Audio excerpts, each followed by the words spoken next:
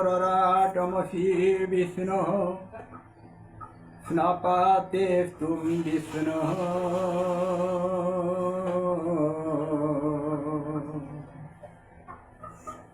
शरासि विष्णो धर्मसि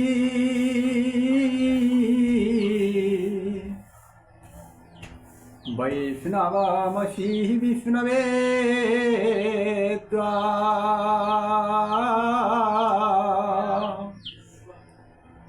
वैष्णवामसि वैष्णवे त्वा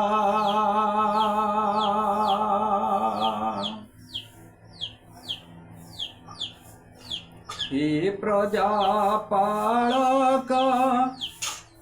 तब बिनु नुहे सर्वशक्ति मान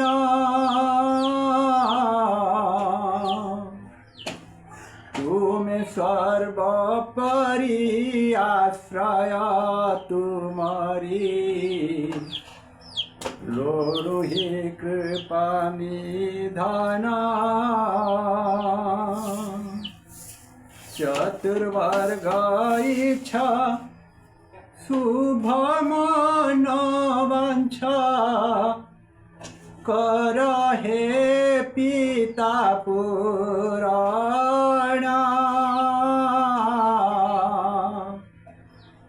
सदाचारे रत रहि आदिरत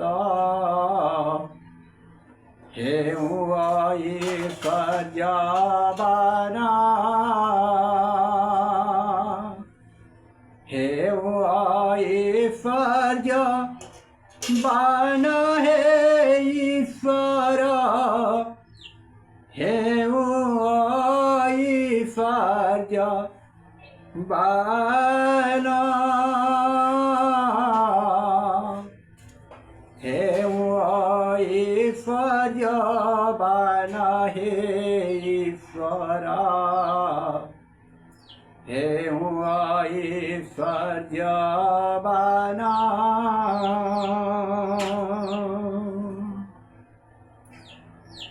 ओम शांति शांति शांति। प्रिय पवित्र आत्मसर्जन बंधु, आज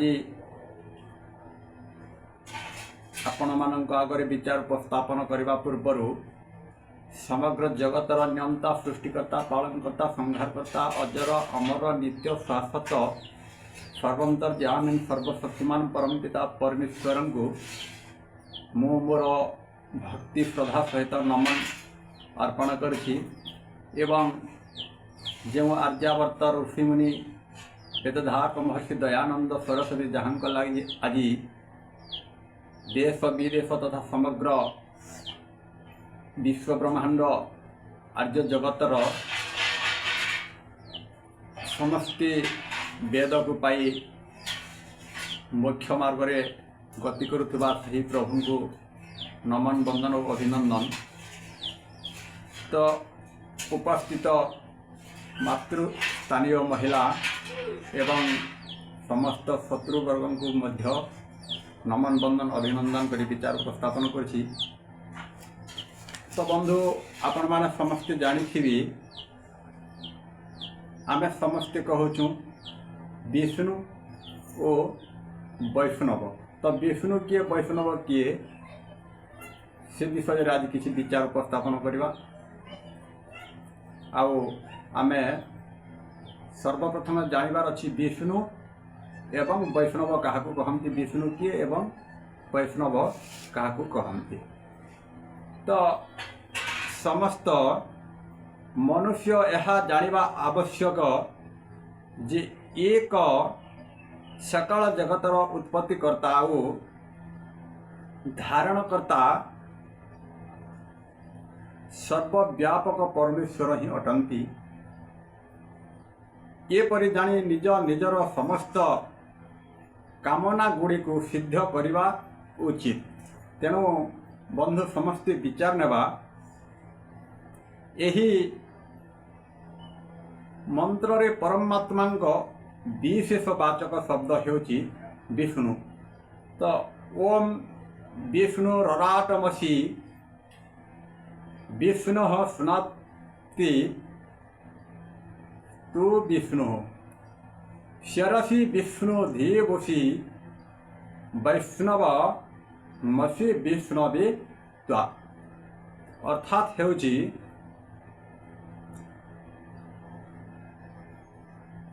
व्यष्टि व्याप्नोति चराचरम जगत सह विष्णु। तार अर्थात चर अचर रूपक जगतरे व्यापक होई रहिथिबा जोगु परमात्मा नाम हेउछि विष्णु। ओ सेही विष्णुंकर पराक्रम रे एही जगत उत्पन्न होइथिबारु एवं उत्पन्न होई विस्तृत हेउछि। ये तो द्वारा स्पष्ट भाव रे ज्ञात होई थाई। तेणु जे विष्णु शब्द एठारे परमात्मा वाचक अटे, अन्य कौनसी देहधारी जीव पाई नुहे। मंत्र रे जगतर प्रयोजन को निर्देश करा जाइछि जे वैष्णवमसी एही जगत हेउछि यज्ञर साधन। विष्णुवेत्व अर्थात सही यज्ञ स्वरूप प्रभुंकर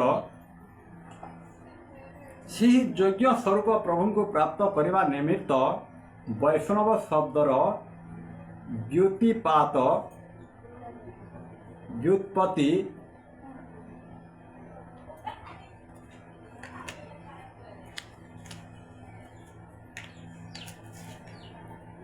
व्युत्पत्ति ए प्रकार अटे जे यत् विष्णु यज्ञस्योदम साधकम साधन वा तत् अर्थात यज्ञ अर्थ ही प्रकाशित होइछि। अमर ग्रंथ सत्यार्थ प्रकाशरी एकादश समवासरी स्वामी दयानंद सरस्वती आपण माने जो माने सत्यार्थ प्रकाश पढ़ी तो आपण माने जानी थिबी स्वामी दयानंद सरस्वती महोदय प्रश्नोत्तर मूलक संवाद रे पाठ करिवा को कहिसंती उल्लेखित करंती जेउठी प्रश्नकर्ता हुअंती जे वेदरे वैष्णवमसी प्रभृति शब्द गुड़िक द्वारा शैवादि मत सिद्ध होई थांती। ये प्रश्नर उत्तर देवाकू जाए स्वामी जी कहती जे ये सबू वाक्य द्वारा शैवादि संप्रदाय सिद्ध हुए नहीं। ये सब किसी वाक्य द्वारा शैवादि संप्रदाय सिद्ध हुए नहीं। वो वैष्णव शब्दर अर्थ करने को जाए से कहती विष्णु परमात्मा भक्तो वैष्णव अर्थात विष्णु हेउछन्ति परमात्मा एक नाम। तो विष्णु हेउछन्ति जे व्यापक शब्दरू व्यापक करिथाए सर्वव्यापक होइथिबारु विष्णु अर्थात परमात्मा एक नाम। तदनुसारे भक्ति करुथिबा लोक वैष्णव पदवाच्य हुअन्ति बा ताकु वैष्णव पदवाच्य दियन्ति। तेणु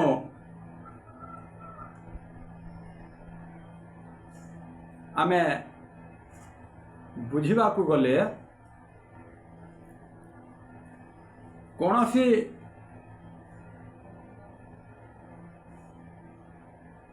प्रकार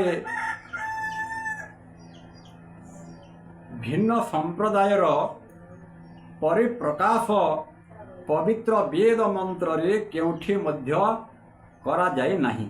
ये समस्त कलह विभिन्न मत पंथ संप्रदायर लोक मानक विभिन्न मत पंथ संप्रदाय लोक मानक द्वारा उत्पन्न करा जाइछि।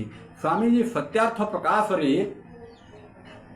ये विषय रे अति सुंदर भावे दृष्टांत देवाको जाई कहिछन्ति जे जणे बैरागी थिले तांकर दुई जण आज्ञावह शिष्य थांती।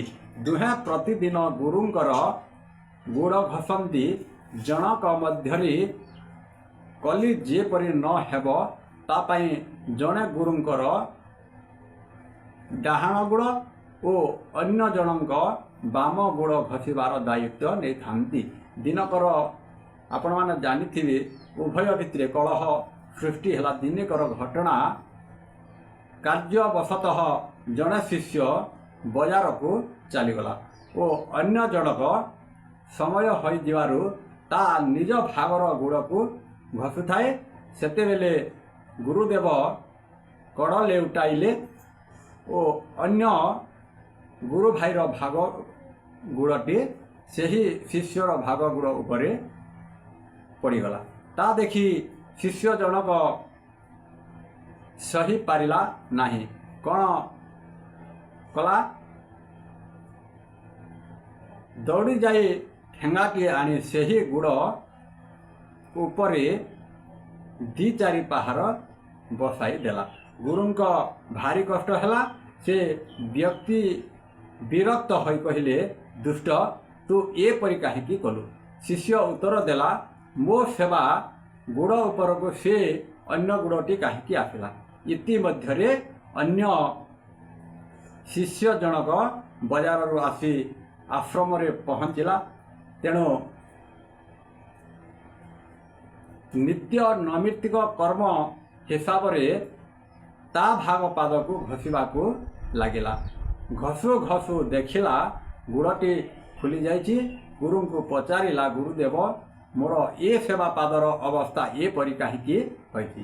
तेणु बंधु गुरु कहिले अमूल चूल समस्त विषय बखाणिले से मूर्ख मध्य किछि न बुझी ठेंगाटीए आनी आर गुड़े दी चारि पहाड़ बसाई देला। गुरु कष्ट हेबारु चित्कार करिबारे लागिले। तापरे शिष्य दी जण गुरु को परस्पर विरोधी गुड़ को पिटिबारे लागिले।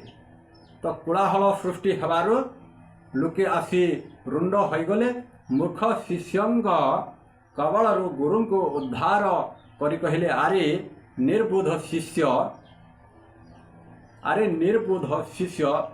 ए दुईटी जाक पाद तुम गुरुंकर।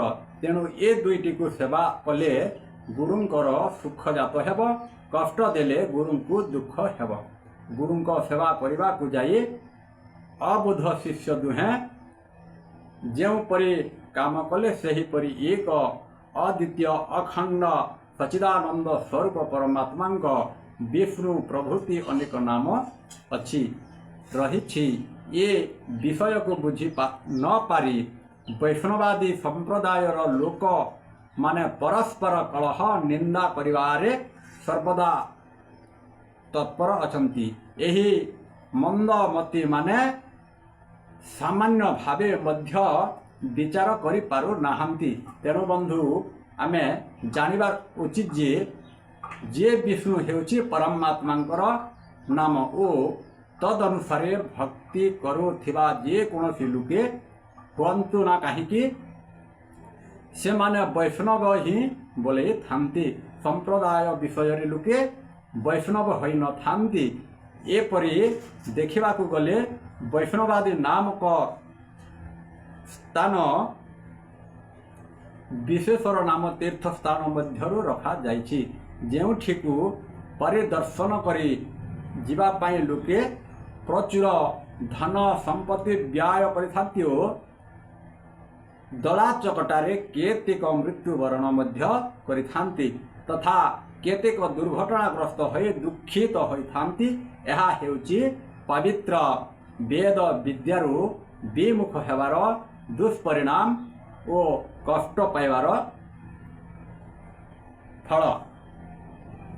फलरे आमे आमर तीर्थ गुड़िकर वास्तविक स्वरूप को विस्तृत करदेई कल्पित स्थान गुड़ी को ही तीर्थ नाम नामित करी अविद्या ग्रंथ होई पुरुषार्थहीन हो गलु जद्वारा राष्ट्र महान क्षति हैला ओ हेउ अछि। तीर्थ गुड़िकर प्रकृत स्वरूप परिप्रकाश करने को जाए स्वामी दयानंद सरस्वती कहती जे वेदादि सत्य शास्त्र गुड़ी को पढ़ेवा धार्मिक विद्वान मानकर सत्संग अटे और सत्संग करवा ही उचित। पर उपकार धर्मानुष्ठान योगाभ्यास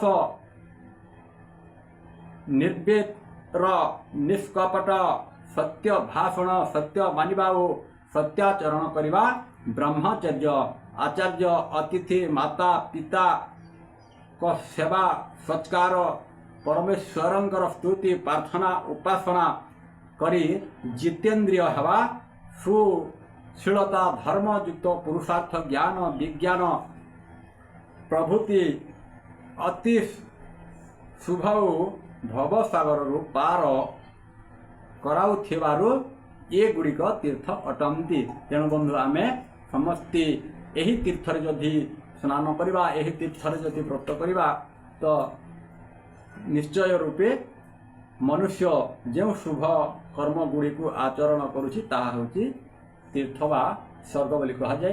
तेणु आज एतिकी बाणी के विराम देवा तो उपस्थित थिबा समस्त को आमे धन्यवाद दे आज बाणी विराम देमा। सर्वे भवन्तु सुखिनः सर्वे सन्तु निरामया सर्वे भद्राणि पश्यन्तु मा कश्चित् दुःखभाग् भवेत्। ओम तत्सत् परमात्मने नमः नमो नमः। ओम शांति शांति शांति।